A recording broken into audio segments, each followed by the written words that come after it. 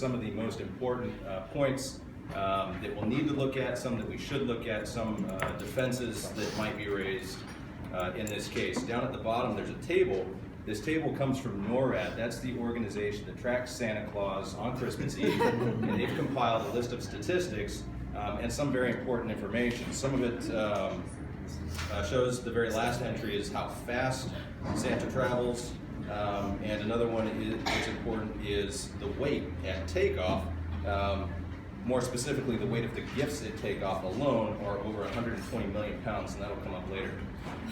So Grandma got run over by a reindeer.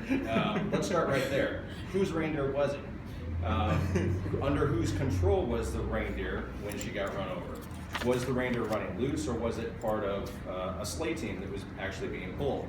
Now we can assume from this client that Grandma was run over by Santa Claus, but it's not 100% sure. This person seems to think so. So let's say that the reindeer was running loose.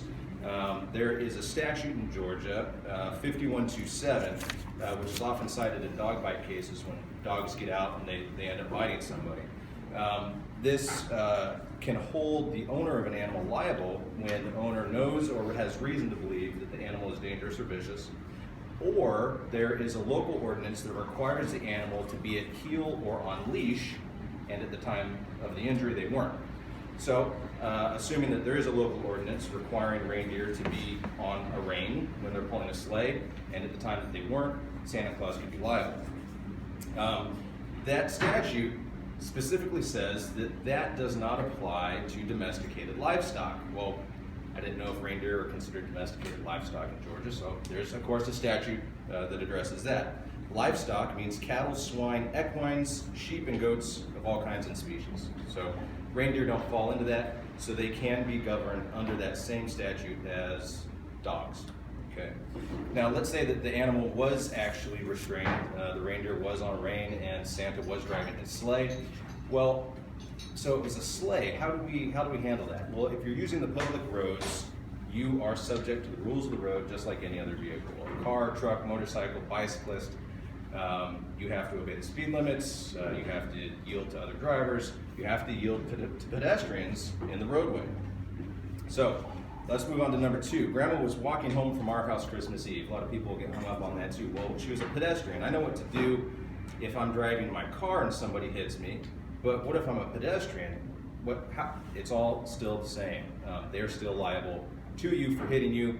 There are specific circumstances where the pedestrians would be at fault for, there's a line of cases that address darting where someone just runs across the street. But even pedestrians who are not in the crosswalk, a lot of people think, well, they should have been in the crosswalk.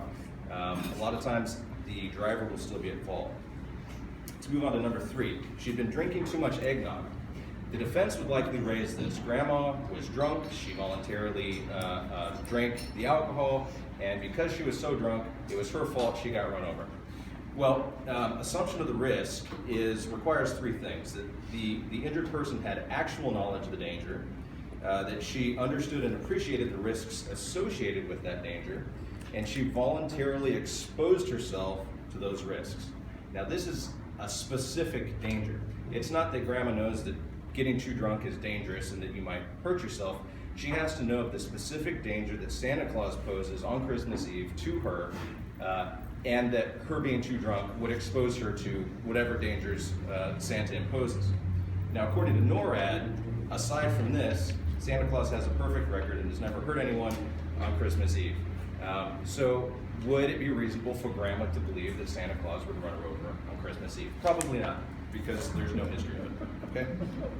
So let's look at, I'm gonna read 4, 5, and 6 together, and I'll come back and address those separately.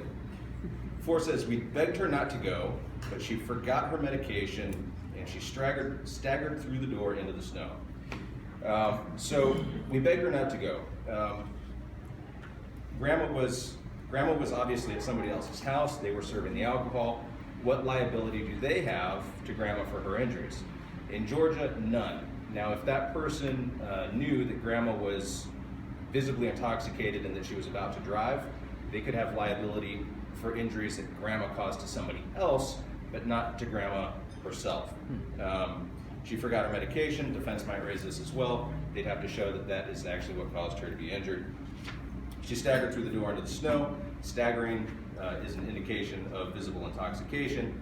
And so if she's dangling her keys and she's like, I'm going to go drive home, give me another eggnog, and they give it to her, then they could be liable again for injuries she caused to somebody else. Let's move on to number 7. When they found her Christmas morning at the scene of the attack, this indicates that it wasn't an accident. The scene of an attack indicates that it was an intentional tort, that someone intentionally ran grandma over with a reindeer.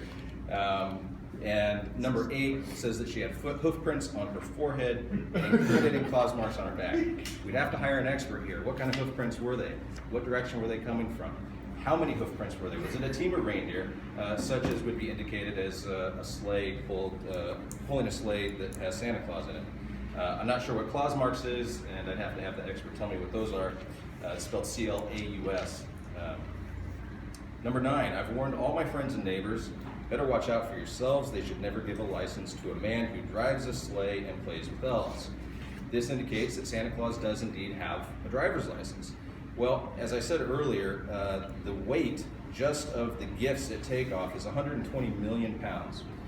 This would bring Santa and his sleigh well within the definition of a commercial motor vehicle.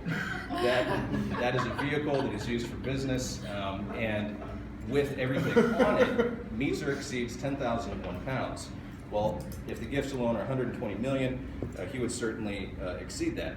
That would bring him under the purview of a bunch of other federal regulations, which would include drug and alcohol testing, specific hours of service, and medical screening.